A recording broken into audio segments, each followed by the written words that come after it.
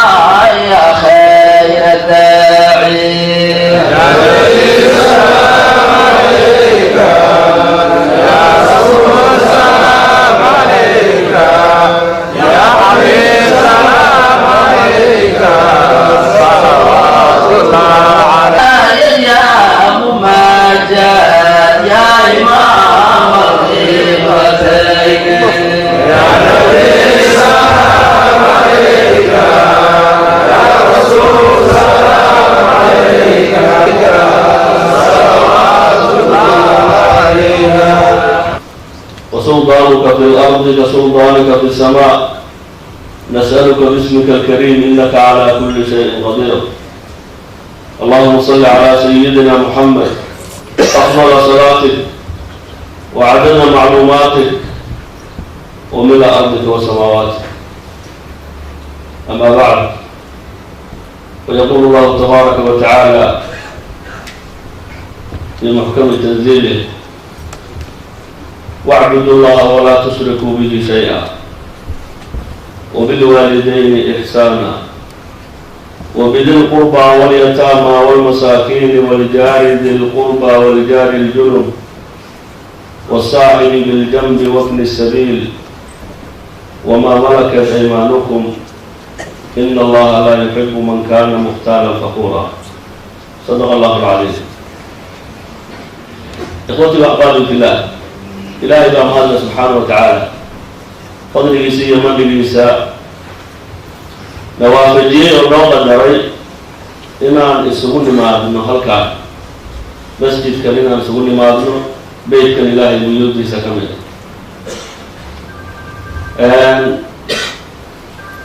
وحا فرحات نوعا ونال نوعا نقول إلهي سبحانه وتعالى ضد مسلمين أنا قال لي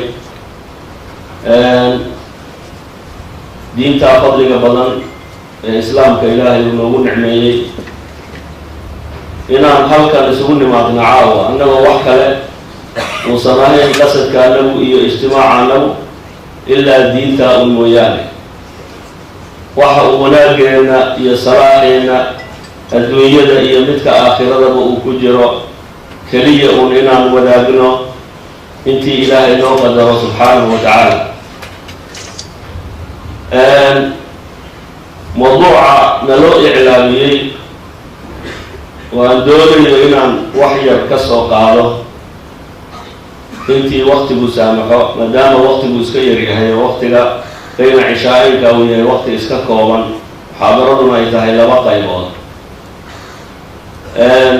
وموضوع عادية دقو دوي ودنا عكستو وبالشدوى يبقى أنت هاي وباهدة لها أما وناجه تارني إلهي سبحانه وتعالى وقلنا ربي أمة واحدة وقلنا سيئي دين كريم وحيلاهي نوصل لدي كتاب وحيلاهي نوصل لرسول صلى الله عليه وسلم وأنبياء لغو ختمي ورسولك يقودن بيه وحا إلهي لغو أمري إن الكتاب كان قبقا رسول كان رفعنا وحكا استوجبه اللغوية مادنا أنكو حلنا كتابك هي سنة أنكو حلنا وحا كتابك هي سنة نصريانا أنكو دقنا هذه أن دقن قلنا وحقوق دا أنفلنا حقوق دا أنفلنا حق الله وحقوق العباد هذان قرنون درينه وحنوسو تجلسه إلى الكتاب كان سدغ أقصنه رسول كان سدغ أنرعنه صلى الله عليه وسلم هذان حقوق ضيعنه ونحب إلهي جروينه ضاعدي عبادة إلهي أولورها أوامرتي سون فلنه مناهدي سون كديرانه هذان جروينه حقوق ذا عن إسكول أنها أمال المسلمين هذان جروينه معناها وحويه إن أنكل عني أن خلافني كتابك يسمى يوم معناها النقطة dhibaatada maanta ka haysato aan kulligee wada dareensanahay qof yar iyo qof weyn rag iyo dumarba aan dareensanahay oo yani la saameeyey waxa asalka u ah waxa inaan garan weynay xuquuqda lagu leeyahay ama annagoo garanayno inaan dayacnay oon ka tagnay حقوق الواجب كنوا سلا أوله سأن ضد مسلمين ولا لا وسلوا إلهي تلمامة أن أنقل وهرت أن استبر على الجنة حقوقنا نلولي حقوقنا نلولي إلهي سبحانه وتعالى وهو آياتنا نقولي في سورة النساء آياتنا وحيكون رميسا حقوق بغل وحالي ذات الحقوق العشرة آيات أصاحبك هاي طولنك حق أما حقوق ذا طولنك أهل ووين والله لينا يوئنا يتهي حقوق يعني أصول وهذا الدخل قرينه وحبر النوراشي أنك بدلي لأن كتاب وحي الله إنه وصل دجيي وعمل فرق عمل فرق معنيه سنة وإلا دخل قرينه وفي نفسي سوائله كامل الله ولا ليس مسلمين تعالى وإنه فرعون سيحيل تأسأل رجل كتاب هذا هو عمل فلن وما آيات تستهدان هو عمل فلن معنى هذا والكجية كتاب مقصد كله وصل للجيل لغاية إيمانه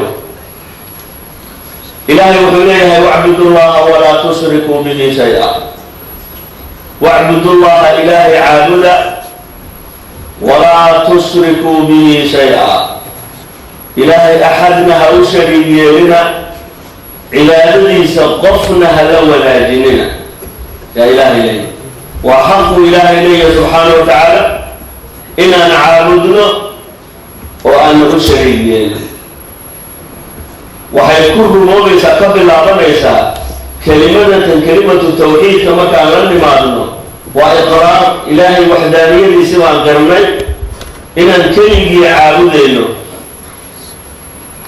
أوامرت ونفري ودني واجبات ونفر ودني نقارنا وحنا بين أنتهر واعبدوا الله ولا تشركوا به شيئا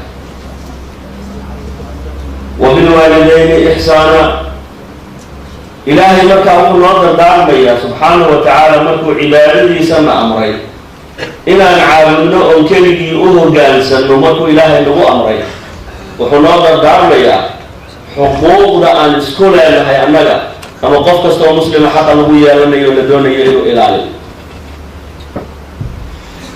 حق الله حق أبوه إلو كحلو والذي والده كل شيء حقه وبالوالدين إحسانا لذي والده كل شيء إحسان أسر إليه إحسان علماء ما كيف يفسر أيام وهذا هو معنى عام وحتى وقال يا مكي إحسان كعبادة إلهي وافري أن تعبد الله كأنك تراه فإن لم تكن تراه فإنه يراك.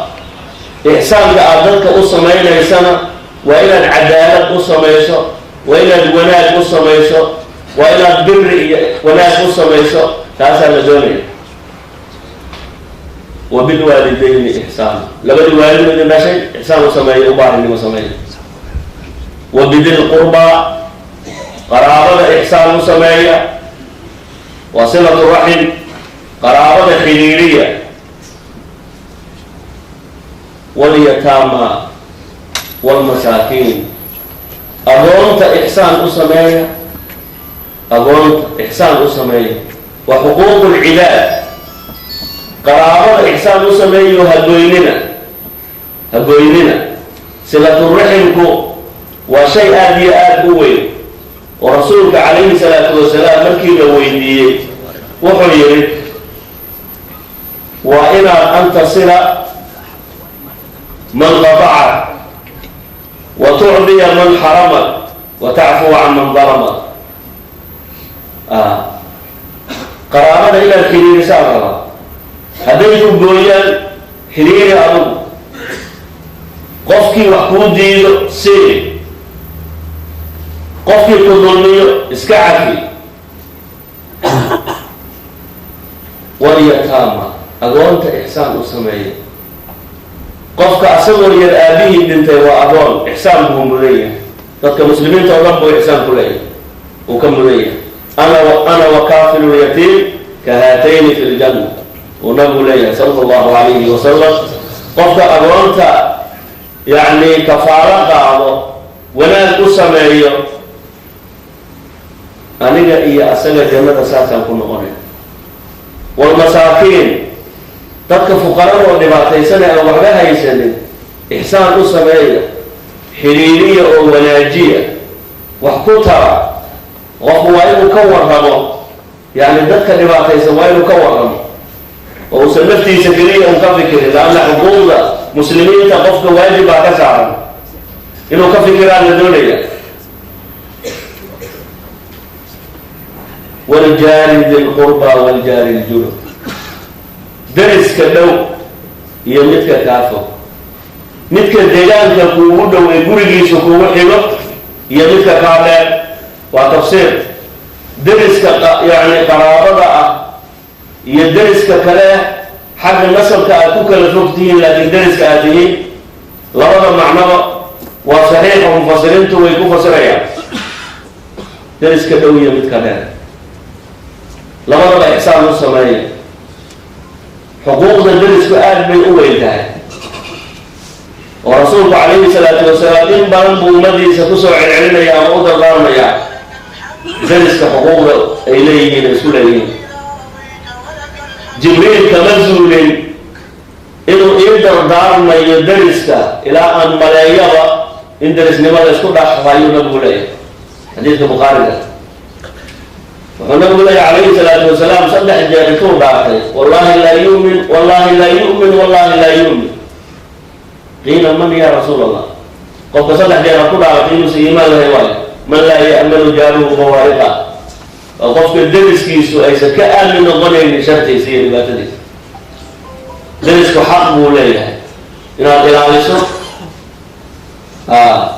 قلنا سيحيسو وحي نفتها ودي لها سجل أبكى إلى لسه وحو وناجي نفتها ولدي عشاء وصل ويسو درس كحقيس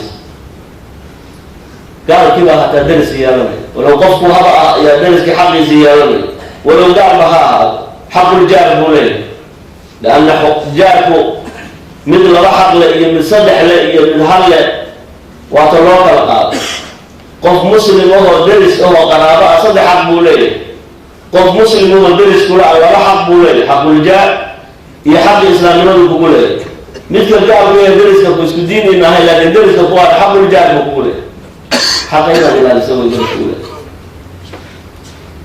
على نبي عبد الله بن مبارك ورجله تابعي ولا يا نبي يهودي يا درس لها رجله فهو وناجين جلاله مركزه كان يهودي على ودياتين جلاله بيها بلا عدل يقسم بقصر دارين جلاله وحنا موسى ورجله وسكبر جلاله وحنا موسى ورجله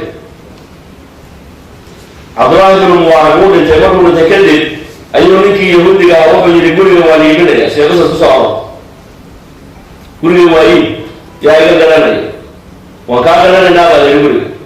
xaafadda iibkii ay joogtay guryaha lagu gadaeyey labalaabkeedii buu ku gadayaa, intii lagu gadaeyey iyo ilaa qiimihii uu joogay. maxaa dhacay baa layidhi, waxaa guriga qiimihiisa aad u badisay, laanna guryaha la midka ah qiimahoodu waa intaa. wuxuu yidhi gurigaygu guryaha wuxuu uga qiimo badan yahay, qiimaha hore intaasa waa inta ay joogaan guryaha la midka ah, intaa aan ku darayna gurigu wuxuu deris leeyahay cabdullaahi binu mubaarak buu deris leeyahay. waa derisnimadii cabdullaahi binu mubaarak weeye qiimaha intaa ka daran, laanna gurigu guryaha waa ka duwan yahay. saasaa la doonaya qofka islaamka ah in uu dareemo midka deriskiisa oo xataa aan islaamka ahayn, yaa la doonaya. deriska xuquuqdiisa waa in la ilaaliyo. waljaari bilqurba waljaari biljunub wasaaxibi biljanb wabni sabiil. wasaaxibi biljanb waa qofka musaafirka ee rafiiqa wadada kula galay, waa tafsiir. ama qof kasta oo aad yani hawl wadaagtaan oo isu dhowdihiin, camal baa idinka dhexeeyo, waxbarashaa idinka dhexayso, meel baad ku wada nooshihiin oo wada seexataan, yani wasaaxibi biljanb. xaq buu kugu leeyahay qofka, waa inaad ilaaliso wey, waa inaad u naseexayso, waa inaad dhibaatada ka ilaaliso, taasaa la doonayaa. tafsiir labaad wasaaxibi biljanbi waa zawjada, waa xaaska, gabadha xaaskaaga ah ee dhinacaaga seexanayso, cidna kaagama dhowo, oo mufasiriinta qaar saasay ku fasirayaan. waa zawjadaada, wasaaxibi biljanbi, xaq bay kugu leedahay, cidna kaagama dhowo, dhinacaagay seexanaysaa, waa inaad u naseexayso ood wanaajiso, ood macruuf iyo wanaag kula mucaamalooto. cishra xasanaa la doonayaa, cishro wanaagsan inaad kula mucaamalooto wey, u dulqaadato, taasaa la doonaya. wabni sabiil, qofka musaafirka. ibnu sabiil waa qof musaafira oo magaaladii ku cusub ama meesha aada joogto markaa ku cusub oo aan garanayn. ixsaanka loo sameynaya waa maxay? waa la hanuuninayaa hadduu u baahan yahay in meel la tuso, lianna waa qof cusub oo aan meeshii aqoonin. haddii ay yani u baahan yahay in loo kaalmeeyo oo uusan waxba wadanin ama wax ka kala go-een, waa la caawinaya, caawin buu u baahan yahay. waa ibnu sabiil, xaq buu leeyahay. tafsiir labaad waxa weeye ibnu sabiilku waa dayfka, qofka martida ku ah ee kuu yimid. dayfkuna ikraam buu mudan yahay, in la ikraamo, la wanaajiyo ayuu mudan yahay. xaqu dayf buu leeyahay ama xaqu diyaaf buu leeyahay, in la marti qaado, la wanaajiyo wey. laakiin xadiidkii saxiixa rasuulka calayhi salaatu wasalaam, nin baa u yimid oo ku yidhi rasuulka ilaahay oo waan dhibaataysnahay. nabigu guryihiisiibuu u diray, sagaalka ahaa ayuu dad u diray in ummahaatulmuminiinkii lasoo weydiiyo wax ninkan yani baahida iyo dhibaatada looga bi'iyo. laakiin guryihii nabiga waxba ma oolin. sagaalkii guri ee nabigu lahaa midna lagama helin ninkaa wax habeenkaa uu ku baryo oo dhibaatada iyo gaajada ka reebo. oo ummahaatulmuminiinkii mid kastoo ka mid a waxay leedahay, rasuulka waxaad ku tiraahdaa waladii bacahaka bilxaqi maa cindii ila almaa. ilaahayga xaq ugu soo saaray baan ku dhaartay, waxaan biyo ahayn guriga ma yaalaan. markaasuu rasuulku yidhi calayhi salaatu wasalaam, yaa marti gelinaya caawa ninkan? nin ree ansaareedaha yidhi anigaa marti gelinaya ya rasuul allah. gurigiisana waxba kuma ogeyn. ninkiibuu waday, xaaskiisiibuu u tegey, wuxuu yidhi ninkan ila socdo waa rasuulka martidiisii, maaha aniga marti nooma aha. akrimii dayfa rasuulillaahi sala allahu calayhi wasalam, martida nabiga caawa karaamee, wax keen wixii aada hayso. waxay tiri waxba ma hayo ilaa waxaan doonaya inaan caruurta ku seexiyo bas aha guriga yaallo. wuxuu yidhi caruurta ciyaarsii, mashquuli, markay iska daahaan ciyaalku waktigii ay seexan lahayn markii la gaaro, haddaan intaa waxba la siinin, la cashaysiinin, hurdada way iska galaya, ayagoo baahan oo iska seexanayaan. caruurtii baa la seexiyey, waxaad samaysaa buu yidhi wixii aad ugu talagashay caruurta hal weela ku soo rid iisoo dhiib ninka martida haan u dhiibayaa, yani waa min baahan oo aada u dhibaataysan. markaad aan u dhiibo oad aragto inaan u dhiibo faynuusta wax hagaajinaya iska dhigoo deni, markaasaan aniguna waxaan ku oranayaa miyay danta iska dhaaf dayba dantay, yani waa wax lagu tashaday laakiin waxaa laga dhigayaa faynuusta inay dantay. maxaa sidaa loo yeelayaa? arrin kale ay wataan. sidii bay gabadhii samaysay, faynuustii bay damisay, iska daa buu yidhi hadday dantay, faynuustii waa dantay miya? waa dantay. ninkii xoogaagiisii baa loo dhiibay soo maha, dhinacaasay asagii xaaskiisii u durkeeno markaasay weelal ebera ayay ka shanqarinayaan, wax cunaya iska dhigayaan. ninkaa markaa wuxuu isleeyahay niyadiisi gashaday, aadna wuu u baahnaa, wuu dhibaataysnaa. xoogaaga dee waa xoogaaga adiga lagu siiyo, reerku waa cashaynaya, waa kuwaa shanqaraya dee soo maaha waa kuwaa shanqaraya. marka waxaa la doonay sababta ay u wataanna waxa weeye xoogaagaa loo keenay maadaama wax yareeyihiin carruurta in lagu seexiyo loogu talagalay, in asaga uusan waxba soo reebin oo caawa intaa si ay baahida iyo dhibaatada uga harto. fiiri ixsaanka ay samaynayaan saxaabada rasuulka sala allahu calayhi wasalam, waa ummadan dadkii ugu khayrka badnaa, jiilkii ugu khayrka badnaa iyo qarnigii ugu khayrka badnaa oo nabiga madrasadiisii ka soo baxay sala allahu calayhi wasalam. waa dadka la doonayo inaan ku dayanno la doonayo wey, ee tusaalaha noo ah. marka ninkii marka xoogaagiisii buu cunay, faynuustii oo shidan, dadkii reerkoon waxba cunaynin, halkaa la fafadhiyo qofku waxba ma cuni karo. xoogaa yar hadduu cuno waxaa laga yaabaa inuu soo reebo, wax iska soo reebo oo uu xishoobo, taasay diidayeen marka ayaguna. ninkii xoogaagiisii buu dhammaystay, waa la seexiyey, habeenkii meel baa la seexiyey. subaxii markii uu salaadii ay usoo kallaheen oo masaajidkii uu yimid, rasuulka calayhi salaatu wasalaam markuu ninkii kusoo baxay arkayba, subaxii uu salaamayba, wuu ku qoslay nabigu calayhi salaatu wasalaam oo wuxuu ku yidhi ilaahay wuxuu la cajibay, cajiba allahu fii laylatikuma, layladiinan waxa aad ku samayseen bisaniicikuma bidayfikuma, ama bisaniicikum bilayfikuma, wixii aad caawa martidiinni kula dhaqanteen ilaahay wuu la cajib. macnaha cajiba allahu radia allah, ilaahay wuu ka raadli noqday weeye subxaana wa tacaala. ficilkoodii baa nabiga waxyi loogu sheegay. dayfku xaqaasuu leeyahay, oo hadda waxaa laga yaaba qofku inuu yidhaahdo hadduuba asagii wax macnaha markaad wax marti gelinayso inaad wax badan un hayso shardi maaha, iihaar baa la doonaya. waa waxa ilaahay uu ku ammaanay reer ansaareed soo maha, wayu'hiruuna calaa anfusihim walow kaana bihim khasaasa. iihaarkaasaa la doonaya. ilmahaagi baad qadinaysaa, qofkii dhibaataysnaa baad dhibaatada ka reebay. laakiin haddaad tidhaahdo anaab carruurteydi waxay ku seexdaan laaniyo naga raalli noqo, waxba ma hayne ya haddaad wax weyn ma haysid oo wax weyn hadda lagugu dagaali maayo, laakiin carruurtu habeen way qadi karaan, waa la qadin karaa habeen carruurta, waa la qadin karaa soo maa. saasaa la doonaya. marka qofkaa dayfka aweeye ibnu sabiilku waa dayfkaas. wamaa malakat aymaanukum baa ilahay, waxaad gacanta ku haysaan